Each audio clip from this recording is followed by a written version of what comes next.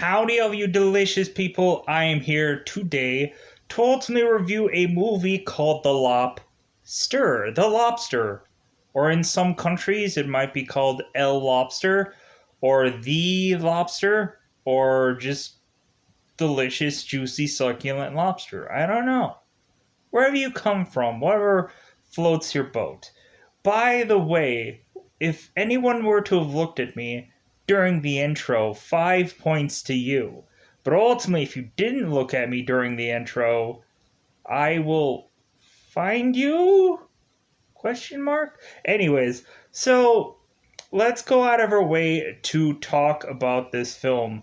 Ultimately, at a long galaxy far, far away of time spent back in upper echelons, I had mentioned this movie in some point in time, ballparking, whichever, but when looking at it, I desperately want more people to see this movie. So I went out of my way to travel forward in time to let you know that this thing exists and you still can see it at the second of this recording on this app called the Netflix.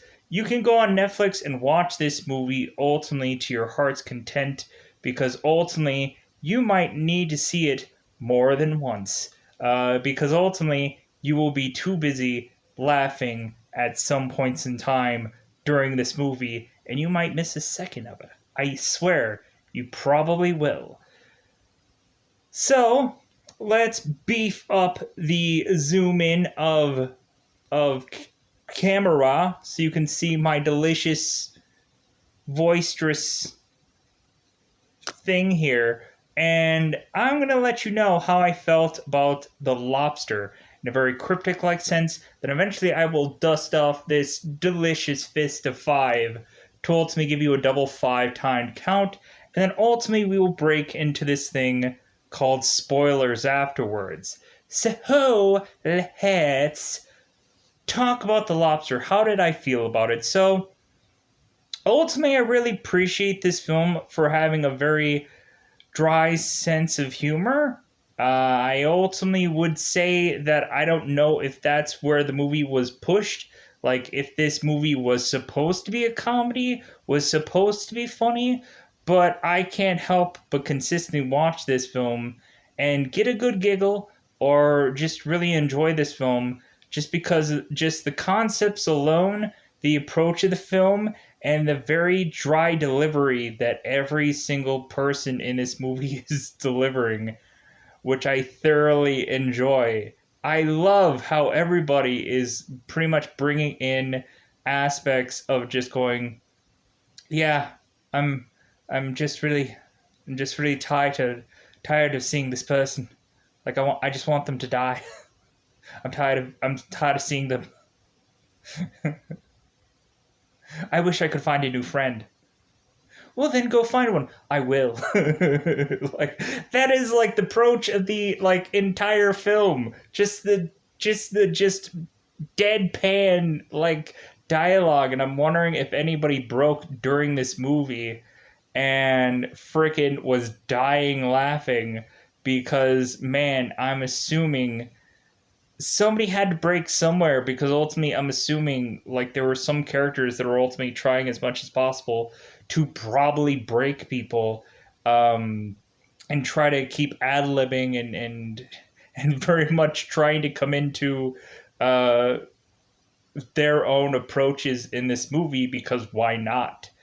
I would love to basically end up buying this film just to see if there are extras or deleted scenes or alternate footage or whatever, because I'm assuming there probably would be. So, at the end of the day, this movie is a fairly interesting film to the point where I'm even wanting to ponder in future time travel to purchasing said film whenever I have the mitts and grits of this thing called greenbacks or dinero. Because ultimately, this movie is ultimately still going to be on Netflix and I can still watch it a couple more times just to get a good just giggle every once in a while of a movie that has very dry, dry characters that ultimately to me were great. Were great. I enjoyed this. It was a great film. So I'm gonna tee it up for you and let you know exactly at some point where we can tee it up to help you understand what this movie is, and then get into that double sweet, delicious, double five time count. So, the lobster. We ultimately have a character who really ends up being forcibly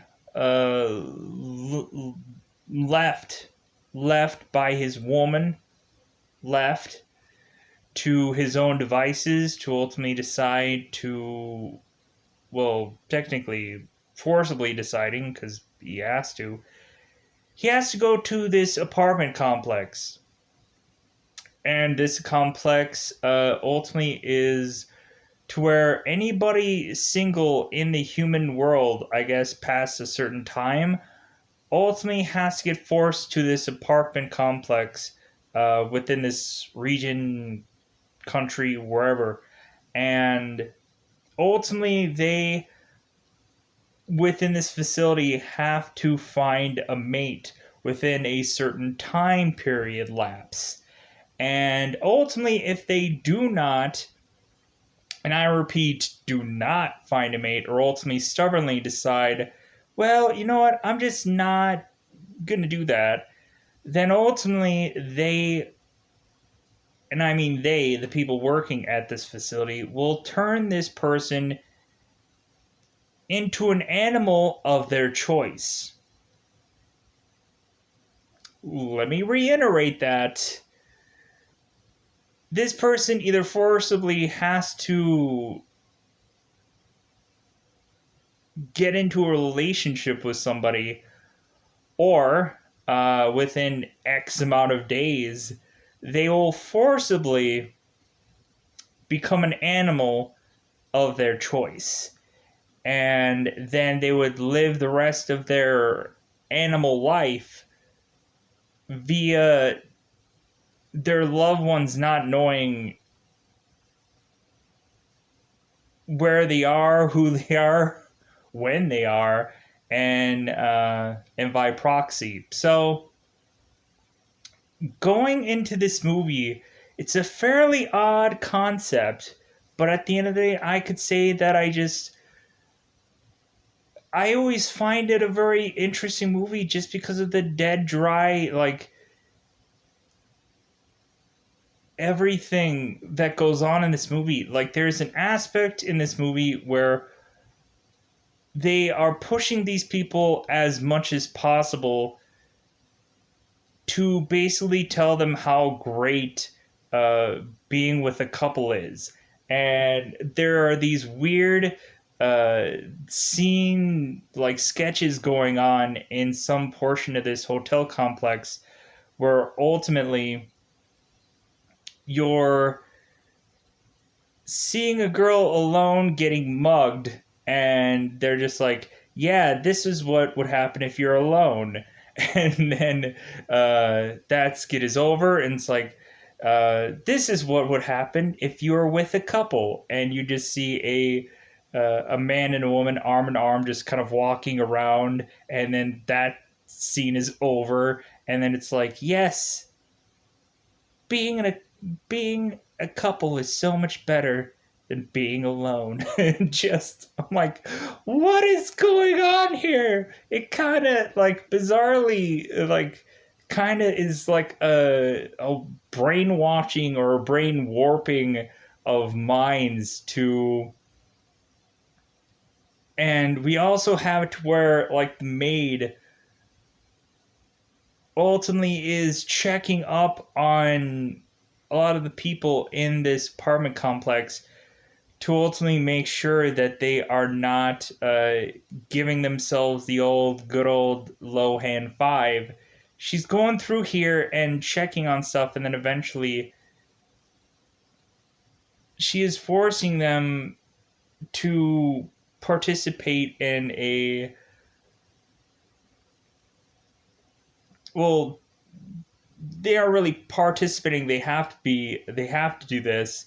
They ultimately have a guy ultimately sit on a bed, and a maid has to briefly sit on top of said man and kind of wiggle and jiggle consistently. And so, and at some point, Colin Farrell tries to refuse doing this because he's like, "It's awful." And the girl's like, "Yeah, but we have to do this. Like, it's not like, yeah." So, very interesting aspect of film. Really, very much. There is bizarre punishments for people who try to, I guess, break their rules, the apartment the apartment complex's rules. There's also like a branch of people that had kind of escaped said facilities and are called loners. And those loners like are living free. They're kind of hippy dippy, but like they're even they have some like quasi like rules, and really it's not like okay you guys can just do whatever, because ultimately there are also punishments to them. So it's just kind of like wherever you're gonna go, there's always a flow of just punishment, or there's some kind of bizarre justice that has to go on with everything. It's freaking weird going on in this movie, and then eventually the way this movie ends, it's kind of just like okay, like this is kind of a just like cliffhanger-ish like movie. But yeah, I didn't mind it. There's some really good actors in this movie. There's some really interesting approaches to desperately wanting to have relationship work out and stuff like that.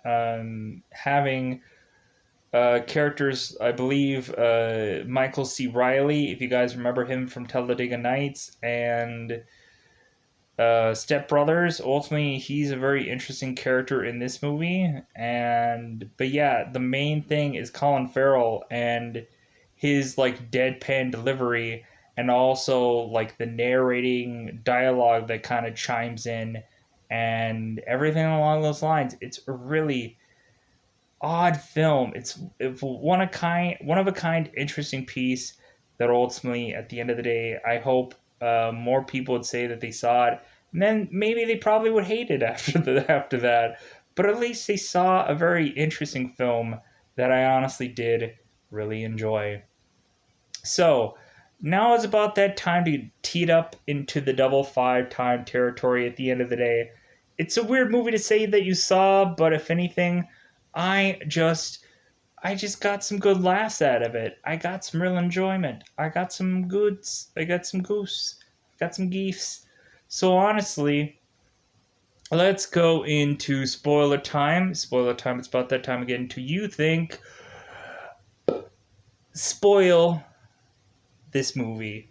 So this to me is just it is a like a movie that you can watch like seemingly over and over, and you would still enjoy it every single time, just because of the real, like I said, deadpan delivery. So ultimately, in the very beginning of this film, we have a very odd scene of a woman who goes out of her way to hunt down a cow and takes cow down. So that is kind of a heinous act, but there in fact, we move forward into eventually Colin Farrell is at home, and his wife is like, you know what, to tell you something. So eventually find out that Colin Farrell's wife has basically like cheating on him, and like, hey, I don't care about you anymore, so I think it's time for us to call it quits. The real important part is when Colin Farrell enters enters this complex. because everything gets very and vastly interesting after that going on in this movie. So, we very much have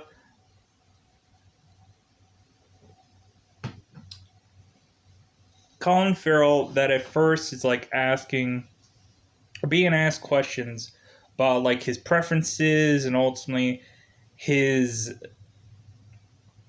his animal that he would choose to ultimately be if ultimately he can't find a mate past X amount of days. It doesn't really ever seem like I like exactly know exactly how long.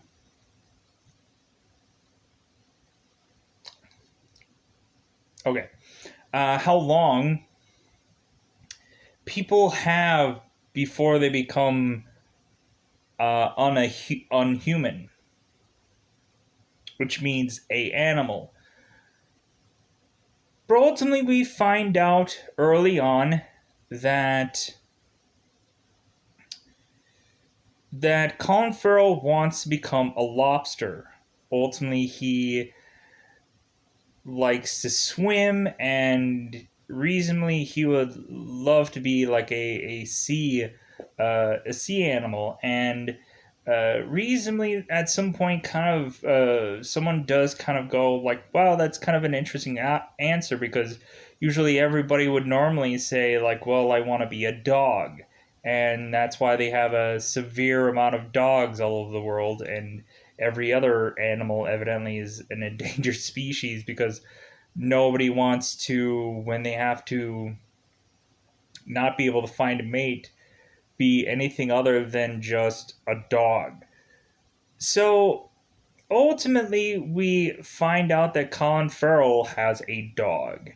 And so we eventually find out in this movie this dog is actually the spirit of Colin Farrell's brother inside this dog. And so ultimately he got to keep his brother along with him, I guess. So going into this movie, we have Colin,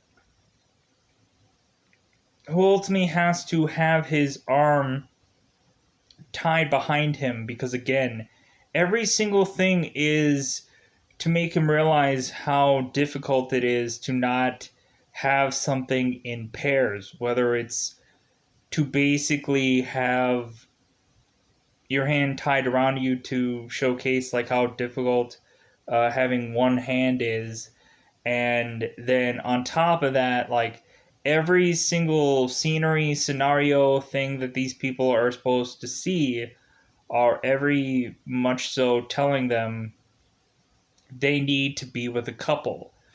There is a lot of brainwashing Esh like things going on, telling them that they need to couple up and find a woman. Ultimately, when they do find a woman, they are like shipped off to this special wing of this apartment complex, and ultimately, legitimately like shipped off to a ship, and just kind of like they ultimately get a child.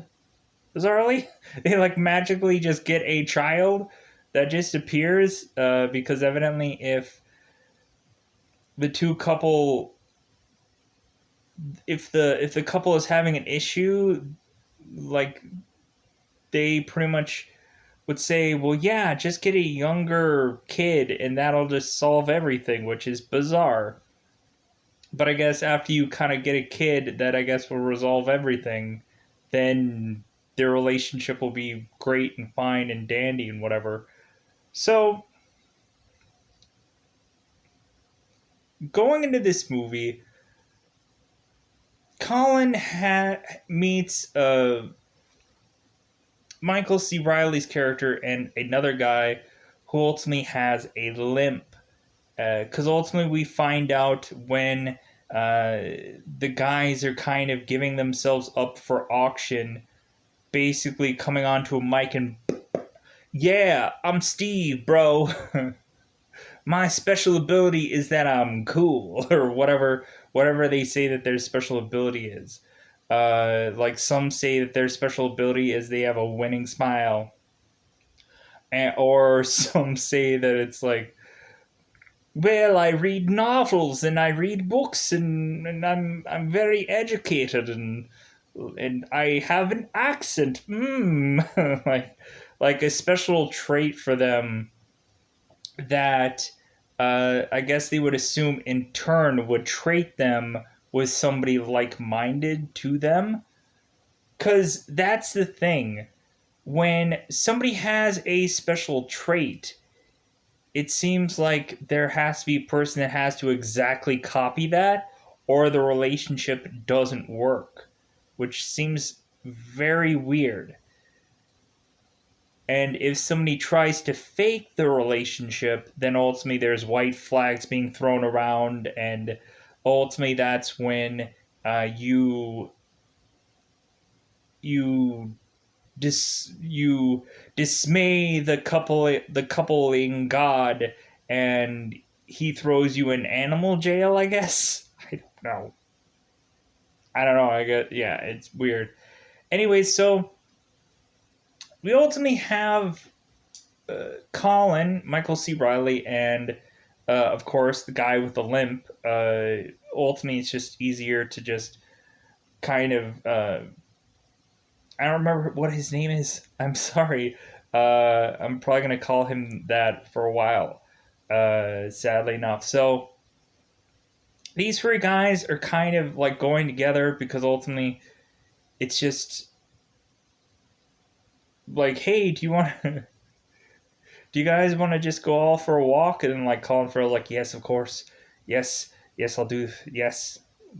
So they all go together, and they all are just kind of pondering, like, hey, what did you tell these people? Hey, like, what animal did you choose? I think Michael C. Riley ultimately mentioned, like, hey, like, I want to be a parrot. Like, how about we all be a parrot? And the one guy with the limp is ultimately mentioning is like, you know what? Like, no, I don't want to be a parrot at all. Like, if anything, I don't want to be an animal at all. If anything, uh, if you guys were to turn into animals, yeah, that's fine and great. I'll go and I'll I'll find you and I'll meet you and I'll meet you with my wife and like I'll look over you, but like no, like your mission should be coupling up. So eventually, the guy with the limp ultimately mentions that this harrowing story uh,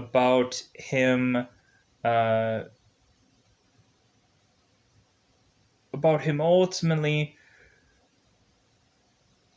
going to this zoo that ultimately his mother was in, because his mother ultimately was changed into becoming some fox.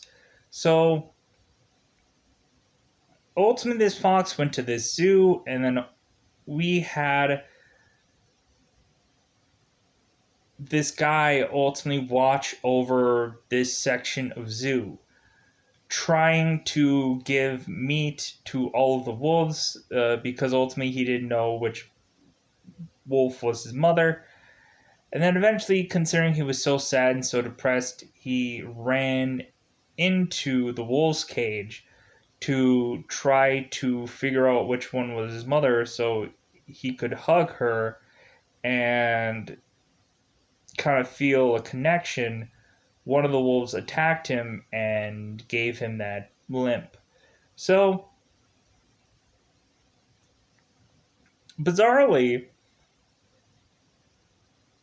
as well as these people all having to desperately try to give some viable option for people to go, I think he's pretty good looking, we eventually have these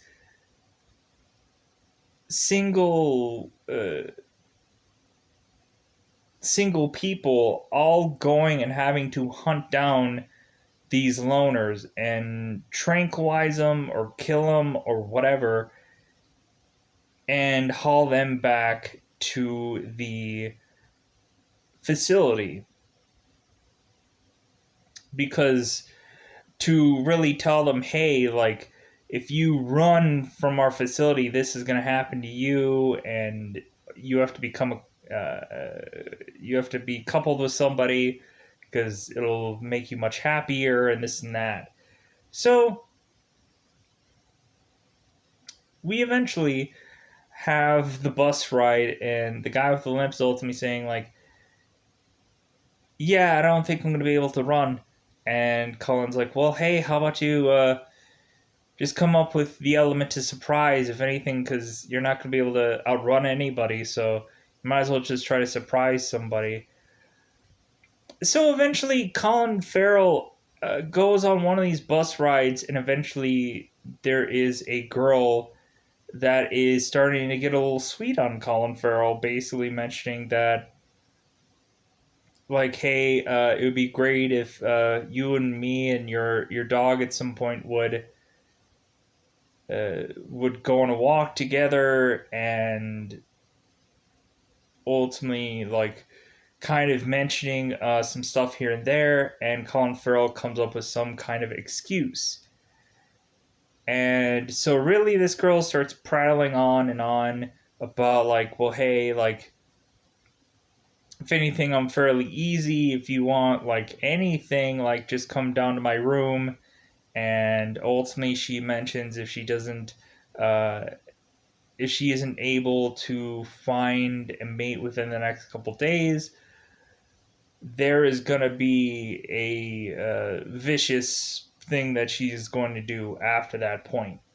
And then Colin Farrell in his head is contemplating how honestly and truly good that reasoning is that he gave to conflict with what she had mentioned. And, like, basically the entire time we have this very dry delivery of dialogue, which talks and narrates what's kind of going on at certain points and junctures, which I thought was kind of hilarious, and this and that. So we ultimately have Colin, who is kind of, like, seemingly at first trying to kind of dance with some women on in the dance floor.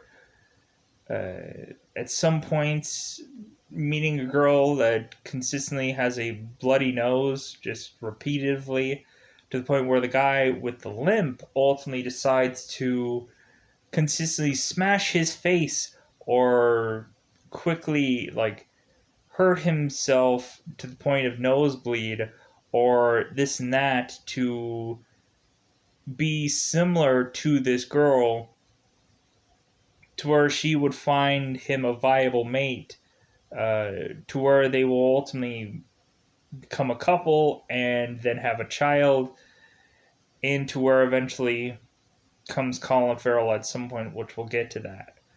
So we have Colin, who eventually goes into a couple of different women that aren't really quite all that interested, because ultimately they're asking about his, like, well, hey, like, seems like your hair is thinning, like, do you have a history of baldness and this and that? And Colin's like, no, and if I did, like, I would be able to transplant my hair this and that. It's like, well, yeah, that's all well and good, but it's like, whatever. It's like, so ultimately we have Colin that is desperately wanting to cling to someone, and so he in his head comes up with this, like, scenario that he's gonna find this perfect woman in this hunt, and ultimately tell, like, some person that is taking down one of the loners, that he's like, "Oh, good, you took down one of the loners. good for good for you, and that you're doing good and getting them and whatever."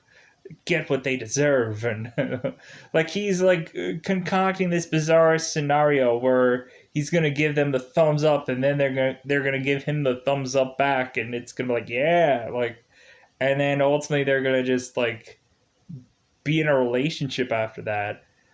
But instead, he goes golfing and comes back and finds a person that had, let's just say, jumped from a very high portion of a certain building to hurt themselves, let's just say. So, because anyways, this person didn't make enough impact to get the job done, let's just say, so they're screaming in pain for numerous numbers of time. So,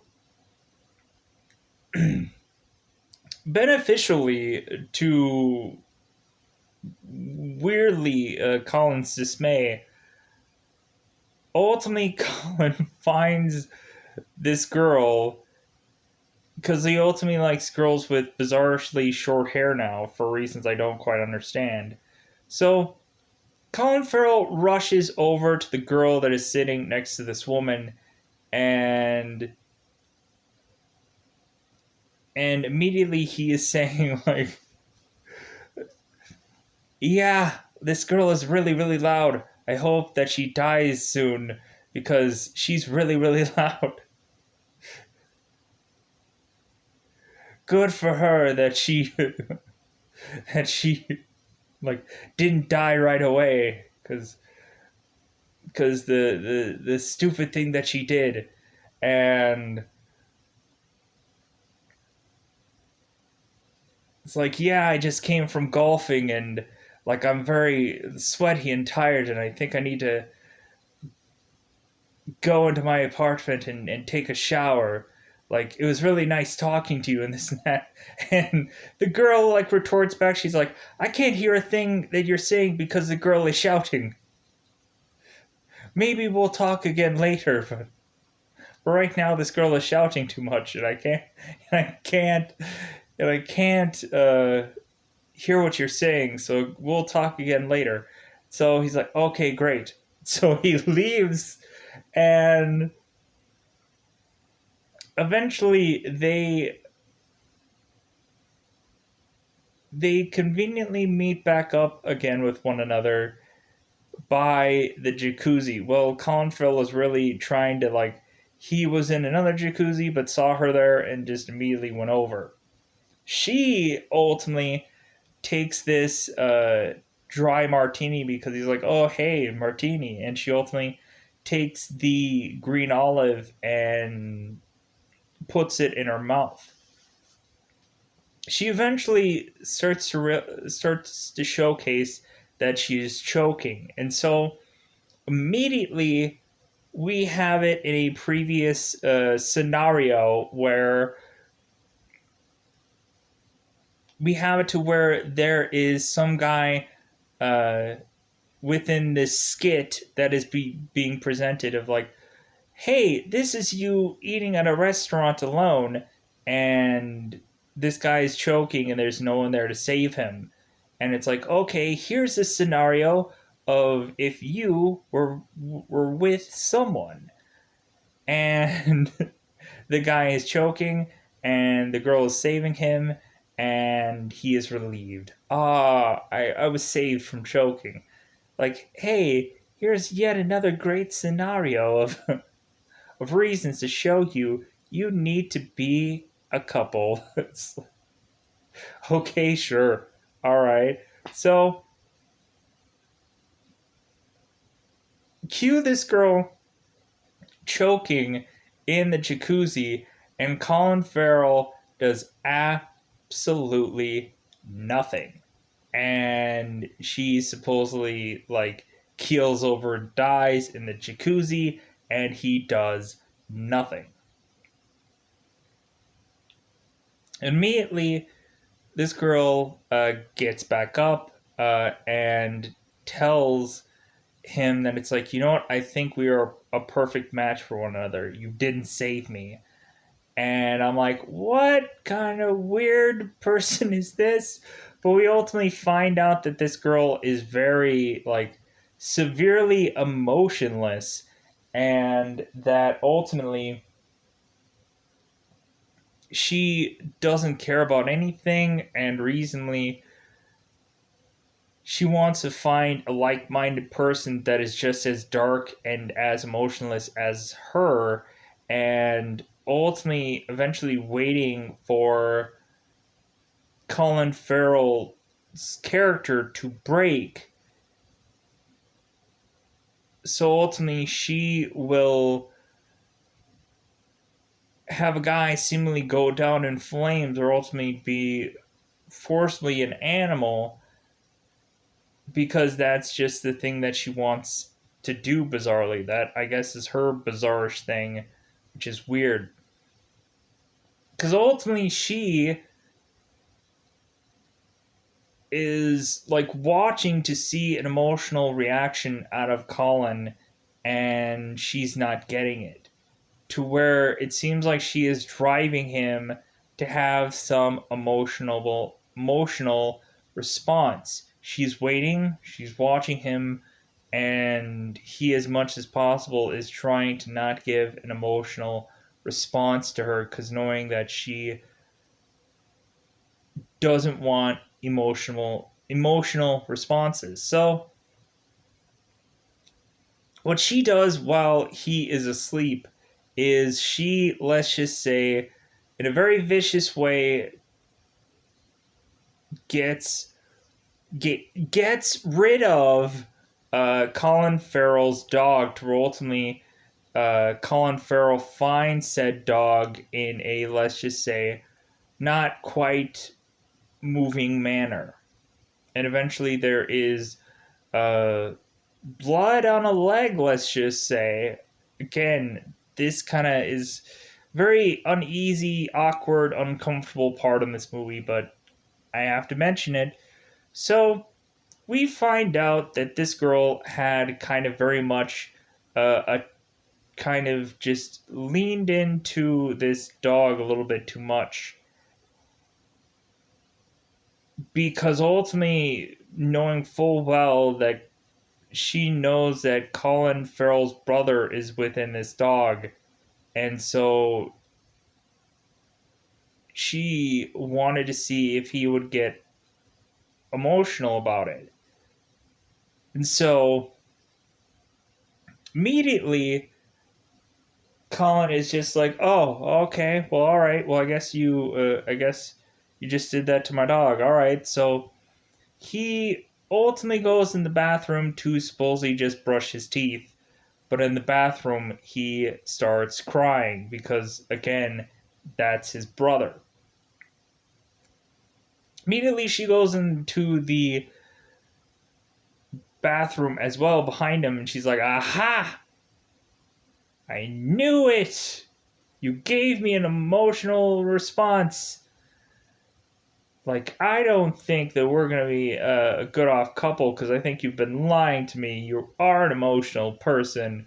So she's dragging him to ultimately, for them to change him into an animal no one wants to be.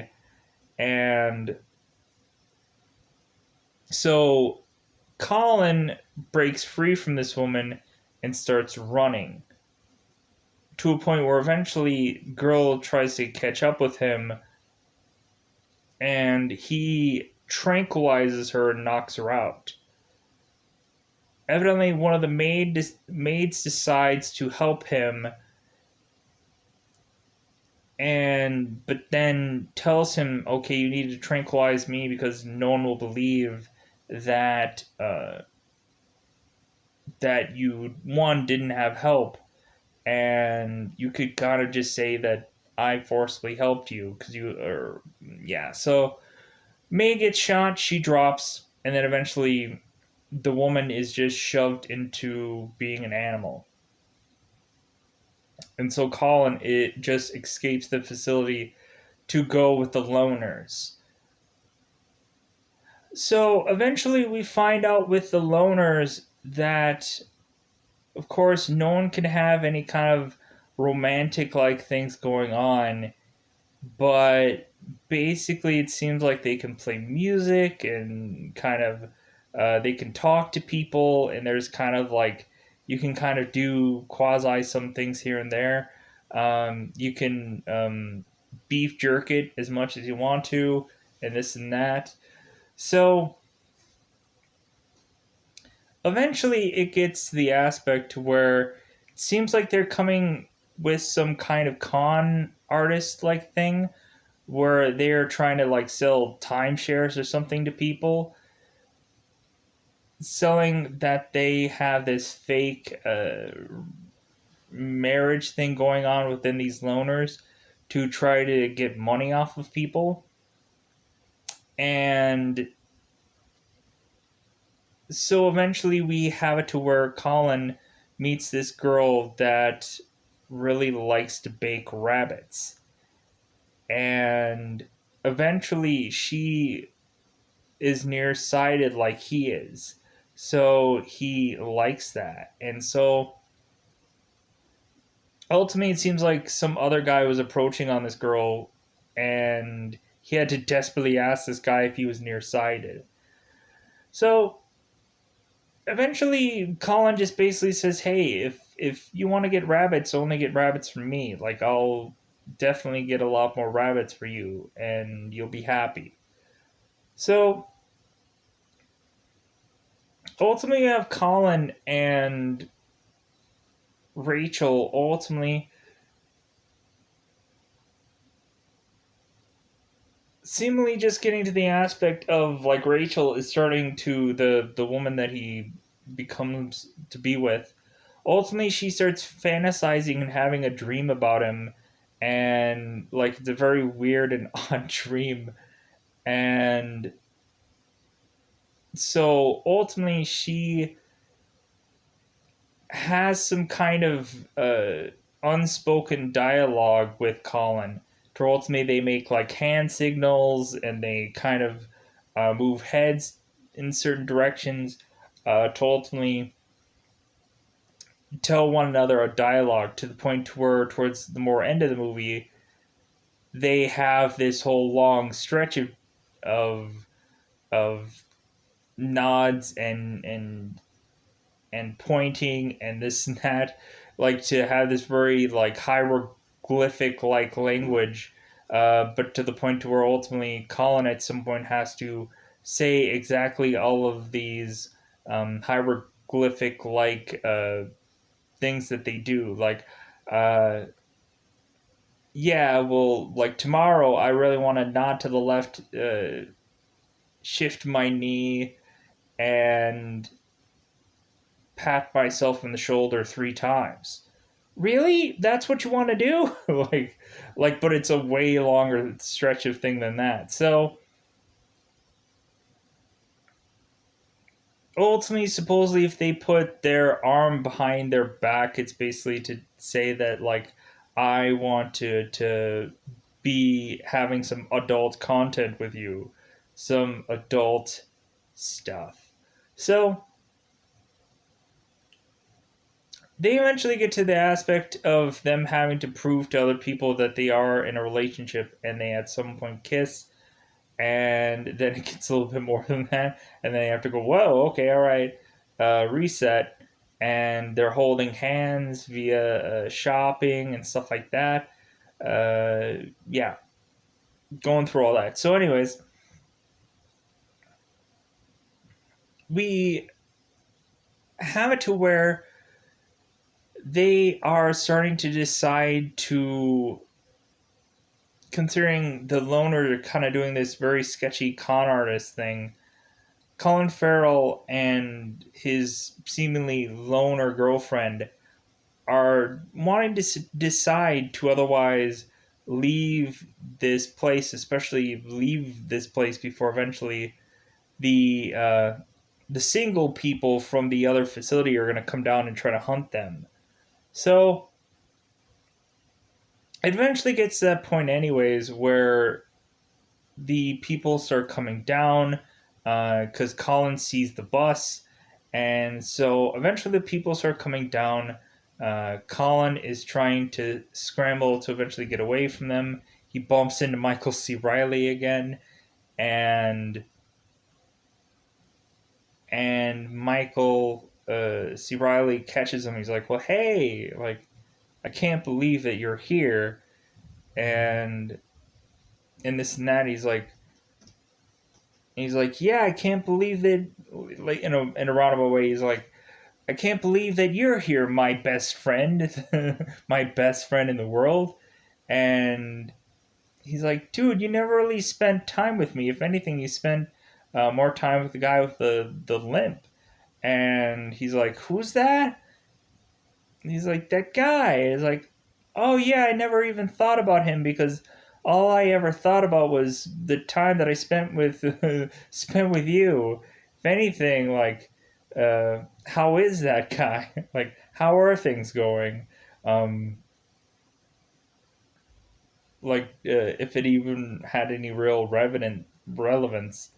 So, and ultimately, he's kind of asking about like how like Michael is going and how basically he's thinking that if he goes and kills Colin Farrell's character, that he's going to win some points, and women are going to see him much more viable. But Colin's saying it's like, well, no, there's no way because you're ugly, and there no woman is going to find you. It's like just like either escape or find it inevitable that you're going to become an animal. So eventually, someone knocks out Michael C. Riley, and Colin steals all of his clothes and then runs off. So eventually, it gets to the aspect to where the leader is seemingly like more and more realizing that Colin and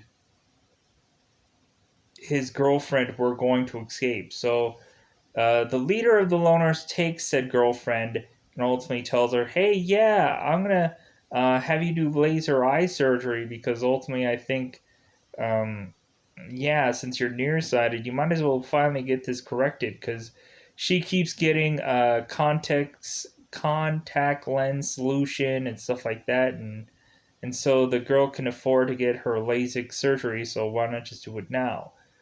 The girl ends up getting LASIK surgery and ends up making her blind. And so ultimately she goes to Colin. Well, Colin finds her again and ultimately mentions it's like, "Hey, did you get a haircut?" And like, "Hey, like it must be like look at that great weather." And she's mentioning like, "Oh, hey, like this is a great present that you gave me." And then ultimately she stops and then she's like, "You know what, I have something I need to tell you, like I can't see." And then he's like, "Oh well, yeah, like why did you tell me that that flashlight was a rabbit?" And like, "And why did you like lie and this and that?" And she's like, "Well, I didn't want to tell you that what had happened, and I didn't want to like I thought I would hurt you if I told you the truth." So it ends up that these two finally just decide to run off, all while the leader of the loners is trying to get the highest up of couple to break up by doing a game where ultimately one has to say which one would be better off alone, and also like have that person that wins that thing shoot the other, and there's no bullets in that gun. So ultimately, the wife is realizing, "Oh my god, he said that he was better than me, and then he also said that he like and shot me and was and wouldn't think twice about it." So that's going on, And all while Colin is forcibly wanting to go and meet the guy with the limp and his wife and ultimately tell her the truth that the guy with the limp had ultimately been lying about his blood loss, and really a lot of times he would be pouring um, like uh, vitamin juice or something like that, or some kind of like ketchup or whatever on his clothes to ultimately look like he had nosebleeds, or ultimately he would fake his nosebleeds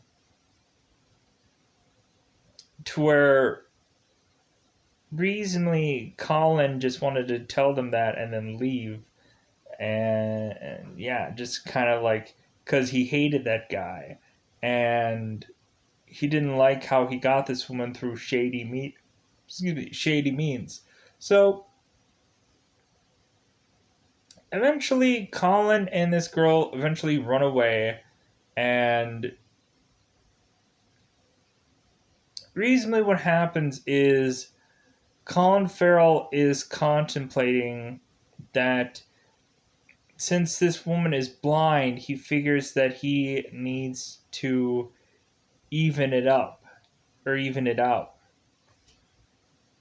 Because ultimately, him, like he is trying to consistently try to figure out a way to ultimately give her something that he can teach her or that he could help her, and